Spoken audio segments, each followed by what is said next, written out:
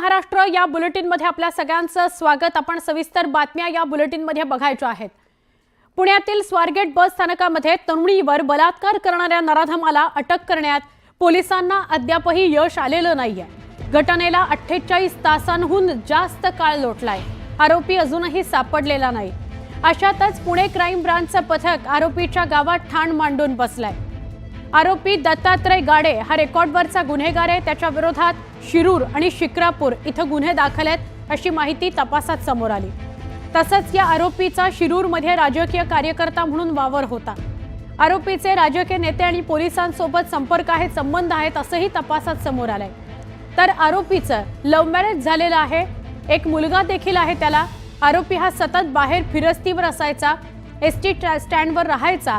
48 तास उलटून गेलेत, आरोपी पोलिसांना सापडत नाहीये। पुणे क्राइम ब्रांच आरोपीच्या गावात ठाण मांडून बसलेत। आरोपीचे डीसीआर तपासले जात आहेत, संबंधिताची चौकशी केली जाते।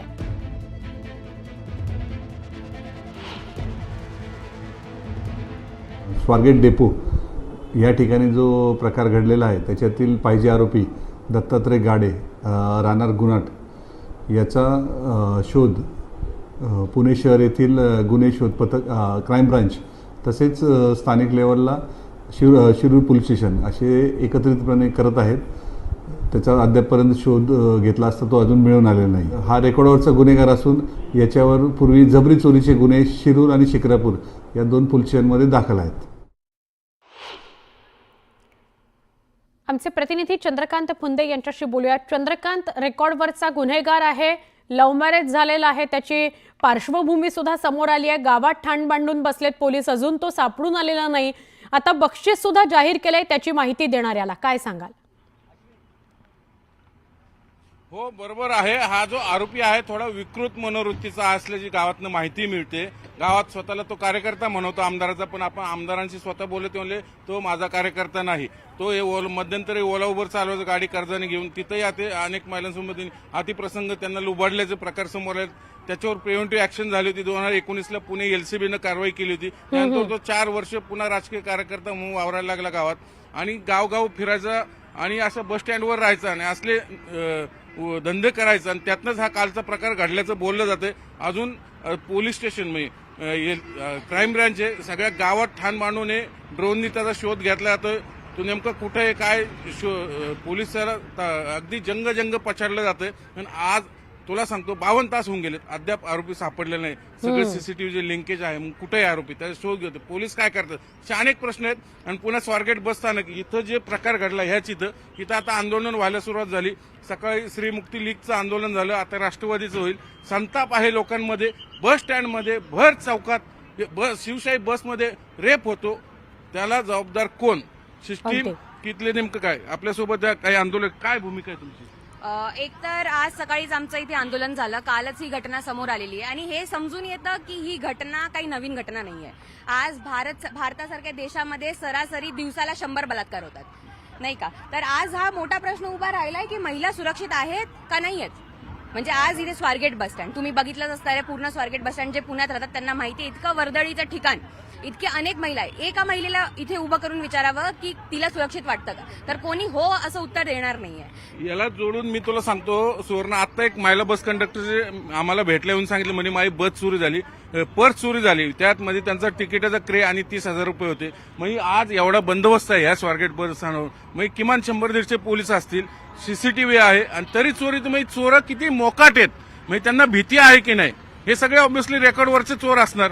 मग पोलीस प्रशासन काय करतं इथलं, हा सगळ्यात महत्वाचा। तुमच्या प्रेझेन्समध्ये, पोलिसांच्या प्रेझेन्समध्ये इथं चोऱ्या होतात, बलात्कार होतात आणि उत्तर कोणाकडेच नाही। म्हणजे चाललंय काय? म्हणून पुणेकर संतापले सुवर्ण। अगदी, आणि आपण बघतोय याच अनुषंगानं जी घटना घडली पुण्यामध्ये, त्या अनुषंगानं महाराष्ट्रभरातले बस स्थानक असतील, रेल्वे स्टेशन्स असतील, इथला रियालिटी चेक करण्याचा आपण प्रयत्न करतोय। रात्रीच्या वेळी 12 वाजता सुद्धा आणि पहाटे 5:30 वाजता सुद्धा जर महिलेला प्रवास करण्यासाठी घराबाहेर पडावं लागत असेल तर ती सुरक्षित आहे का, हा महत्त्वाचा प्रश्न आहे। आणि जर आपण बघितलं, बक्षीस सुद्धा आता जाहीर करण्यात आलंय चंद्रकांत, की जो कोणी या गाडीची माहिती देईल त्याला पोलिसांनी बक्षीस जाहीर केलं। म्हणजे आता पोलिसांना पथकं पाठवायची, चौकशी करायची, त्याला शोधून काढायचं, यापेक्षा बक्षीस सुद्धा जाहीर करणं महत्वाचं वाटतंय?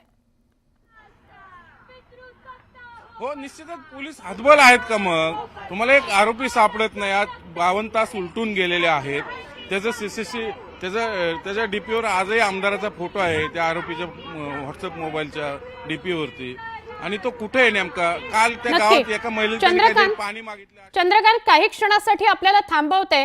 आपल्याबरोबर शिवसेनेच्या सुषमा अंधारे सोबत आहेत, त्यांच्याशी बोलूया. सुषमाताई, गंभीर घटना आहे. 5:30-5:30च्या दरम्यान प्रवास करण्यासाठी एखादी महिला बाहेर पडते आणि तिच्यावर इतका मोठा प्रसंग ओढावतो आणि अजूनही आता 52 तास उलटून गेलेत, अजूनही त्याला अटक झालेली नाहीये. हे खरंच खूप गंभीर आहे आणि त्या घटनेच्या पाठोपाठ पुण्यातली दुसरी घटना पुन्हा समोर येते की एक IIT इंजिनियर महिला आणि तिच्यासोबत लॅबमध्ये पुन्हा मॉलेस्टेशनचा प्रकार घडलेला आहे. या निमित्ताने वारंवार महिला सुरक्षेचा प्रश्न पुण्यातला ऐरणीवर तर येतो, परंतु ज्या पद्धतीने पुणे पोलीस आरोपीला पकडण्यासाठी बक्षीस जाहीर करतात किंवा महिला आयोगाच्या सोकॉल्ड बाई सांगतात की बायकांनी स्वतःच्या काळजी स्वतः घेतली पाहिजे, म्हणजे जणू सरकार आम्हाला सांगते की आम्ही तुमचं संरक्षण करण्यात असमर्थ आहोत, पोलीस आरोपी पकडण्यात असमर्थ आहेत, आम्ही काही करू शकत नाही, तुम्ही तुमचं काय ते बघा. तुम्ही म्हणजे आम्ही सरकारवर कुठल्याच बाबतीत सरकारकडून अपेक्षाच करायची नाही, पोलिसांकडूनही अपेक्षा करायची नाही. जर पोलीस बक्षीस जाहीर करणार असतील तर मग पोलीस करतात तरी काय? संतापजनक प्रकार आहे हा. खरंय. सुषमाताई, याची कारणं काय वाटतात? कर्मचाऱ्यांची कमतरता हे महत्वाचं कारण वाटतं की कायदा सुव्यवस्थेचे दिंडवडे उडालेत, पोलीस सुद्धा दुर्लक्ष करतायत अशा घटनांकडे, छोट्या मोठ्या घटनांत असं त्यांना वाटतंय आणि त्याकडे दुर्लक्ष होतंय? काय कारणं वाटतात? कर्मचाऱ्यांची कमतरता असेल तर भरात असतात. हजारो पोरं त्या सदाशिवपेठ आणि त्या सगळ्या परिसरामध्ये स्पर्धा परीक्षांची तयारी करणारी आहेत ना, भरात असतात. कुणी नाही सांगितलंय तुम्हाला? नाहीतरी जून 2022चा GR आहे आपल्याकडे की आपल्याकडचा जो एक्सेस होमगार्ड स्टाफ आहे तो होमगार्ड स्टाफ गस्तीसाठी वापरा, शाळा महाविद्यालय गर्दीच्या ठिकाणी त्यांना ड्युट्या द्या, ते तरी करा. दोन्हीपैकी कुठल्या तरी गोष्टी करा. किंवा या सगळ्यांमध्ये जी बस आपल्याला, ज्या बसमध्ये ही सगळी घटना घडली, अशी एखादी बस जेव्हा बंद पडते तेव्हा ती बस लॉक करण्याची जबाबदारी ही वाहकाची, चालकाची, डेपो मॅनेजरची नेमकी कुणाची आहे? अगदी बरोबर. बस अनलॉक राहते म्हणजे काय होतं? अशी कशी काय बस अनलॉक राहते आणि त्याकडे कुणाचंच लक्ष जात नाही? बरं, अगदी. मग अनेक गोष्टी याच्यामध्ये सस्पेक्टेड आहेत आणि अनेक कच्चे दुवे आहेत. प्रशासन किती हलगर्जीपणा, किती ढिसाळपणा करतं. आणि मी पुन्हा सांगते की शिवाजीनगर किंवा स्वारगेट बस स्टँड असेल, महाराष्ट्रातल्या 4 प्रमुख शहरांपैकी असणारं पुणे शहर, ज्या पुणे शहरामध्ये अनेक आजूबाजूच्या स्त्रिया एकट्या दुकट्या कामाला येतात. अगदी. प्रत्येकच स्त्रीला रोजच कुटुंबातला कुणीतरी सोबत घेऊन फिरता येत नाही, हे त्या महिला आयोगाच्या सुद्धा बाईंना कळलं पाहिजे बोलताना. काय पद्धतीने बोलतात आणि काय, सगळं संतापजनक आहे. नक्की. सुषमाताई, धन्यवाद. आपण न्यूज 18 लोकमतशी बोललात त्याबद्दल. जसं सुषमाताई म्हणाल्या की काळजी घेण्याची नितांत गरज आहे, पण प्रशासनाने काळजी घेण्याची गरज आहे.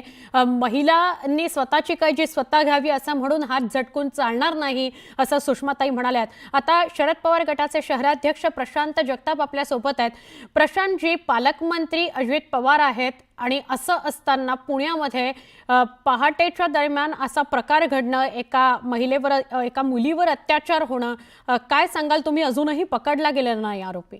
मुळात ही घटना तर दुर्दैवी आहेच, पण त्याचबरोबर पुणे पोलिसांचं, महाराष्ट्र पोलिसांचं, राज्याचे गृहमंत्री अर्थात राज्याचे मुख्यमंत्री माननीय देवेंद्र फडणवीस यांच्या अपयशाचं एकूणच या ठिकाणी प्रदर्शन करणाऱ्या या गोष्टी आहेत. 50 तास उलटून गेले तरी अजून आरोपी सापडत नाही. आरोपीचं फुटेज आहे, आरोपीचं नाव कळालेलं, आरोपीचं गाव कळालेलं, आरोपीचा मोबाईल नंबर माहिती आहे. आरोपी ज्या परिसरात बलात्कार करून पळालेला आहे तिथून पुणे शहराच्या बाहेर पडण्यासाठी जे मार्ग आहेत त्या सगळ्या मार्गावर CCTV कॅमेरे आहेत, तरी सुद्धा ही सगळी टेक्नॉलॉजीच्या नाकावर टिचून आरोपी पळ काढतो. 50 तास होऊन सुद्धा आरोपी सापडत नाही आणि त्याच्या पलीकडे पुणे पोलिसांना त्या आरोपीला पकडून देण्यासाठी 1 लाख रुपये बक्षीस जाहीर करावं लागतं. ही कुठंतरी पुणे पोलिसांचं फेलियर आहे. त्याचबरोबर राज्याचे गृहमंत्री अर्थात मुख्यमंत्री म्हणून माननीय देवेंद्र फडणवीस यांचं अपयश आहे. त्यांनी त्यांच्या अपयशाची कबुली द्यावी अशा प्रकारचा प्रकार आहे. आणि त्याच्या पलीकडे मागच्या 40 तासामध्ये एका कॅब चालकांनी, म्हणजे ही घटना तुमच्या चॅनलच्या माध्यमातून दिवसभर बातम्या प्रसारित होत असताना हो. एका कॅब चालकांनी महिलेवर विनयभंग करण्याचा प्रकार केला. आज सकाळी या स्वारगेट बसस्थानकामध्ये एका महिला कंडक्टरचे पैसे पळवण्यात आले. अगदी. म्हणजे ज्या ठिकाणी बलात्कार झाला त्या जागावरून आज सकाळी दुसरा एखादा चोर येऊन पैसे चोरून येतो, याच्यासारखं अपयश किंवा कायदा सुव्यवस्थेचे दिंडवडे पुण्यात कधीच उडलेले नव्हते. अगदी प्रशांतजी, तुम्ही एकदम बरोबर म्हणताय. आत्ता आमचे प्रतिनिधी माहिती देत होते तेव्हा त्यांनी हेच सांगितलं की एका महिला कंडक्टरचं पर्स चोरीला गेलंय आणि त्यातनं पैसे आणि तिकीट कापण्याचं जे मशीन असतं ते सुद्धा चोरीला गेलंय. धन्यवाद प्रशांतजी, आपण न्यूज 18 लोकमतशी बोललात त्याबद्दल. पण या दोघांनी खूप महत्त्वाचे आणि गंभीर प्रश्न उपस्थित केलेत, सुषमा अंधारे असोत किंवा प्रशांत जगताप असोत. हे सध्या 13 टीम आहेत आणि कंटिन्युअसली त्याची शोध मोहीम चालू आहे. त्याच्या गावाच्या आजूबाजूच्या ठिकाणीही काही बस स्टँड, रेल्वे स्टेशन्स वगैरे अशा ठिकाणीही आपण CCTV फुटेज वगैरे कनेक्ट करत आहोत. त्याचबरोबर तांत्रिक विश्लेषणावरून त्याच्या कॉन्टॅक्ट्समधले जे लोक आहेत त्यांच्याकडेही इंटरोगेट करत आहोत. त्याच्या फॅमिलीच्या लोकांनाही आपण चौकशीसाठी हे घेतलेलं आहे, ताब्यात घेतलेलं आहे. एकूणच परवा हा इन्सिडेंट घडल्यापासून या आरोपीची ओळख पटवल्यानंतर कंटिन्युअसली हा फॉलोअप सगळे अधिकारी आणि कर्मचारी फील्डवरती करत आहेत. त्याचबरोबर आता माननीय आयुक्त सरांनी 1 लाखाचं बक्षीसही जाहीर केलेलं आहे.